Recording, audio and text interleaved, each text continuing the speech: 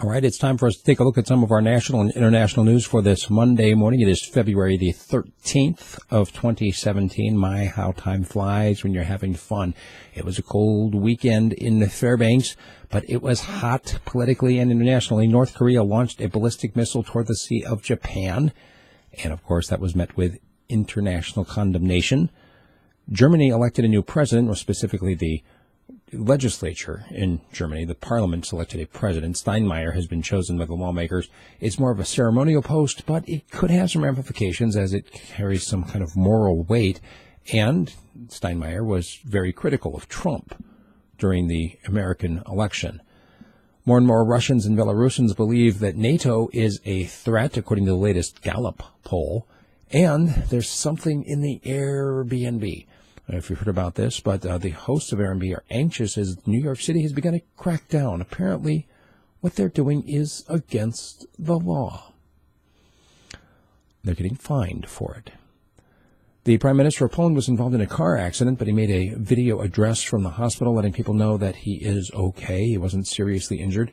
And CNN has denied the accusation from Donald Trump that it cut off Bernie Sanders.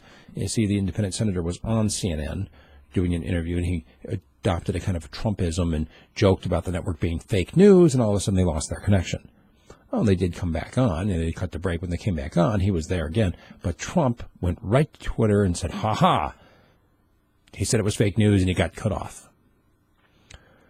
The president of Turkey notes that the Turkish army will press on to the ISIS-held Raqqa. That's the capital of the ISIS territory in Syria.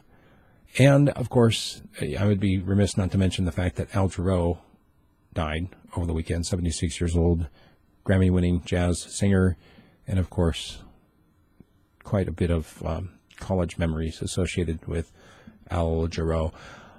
Rescuers have arrived at the place of the helicopter crash in Altai this morning.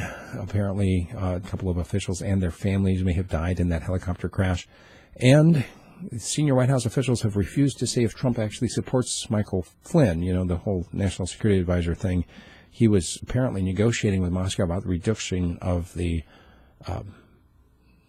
sanctions even before Trump took office. So there's been some eyebrows raised, and, well, nobody wants to say anything specifically. Now, about the Trump travel ban, as you know, another judge came out and said, no, you cannot enforce this, and now the policymakers have attacked the U.S. Federal Appeals Court, saying that they are usurping the president's clear power in this issue.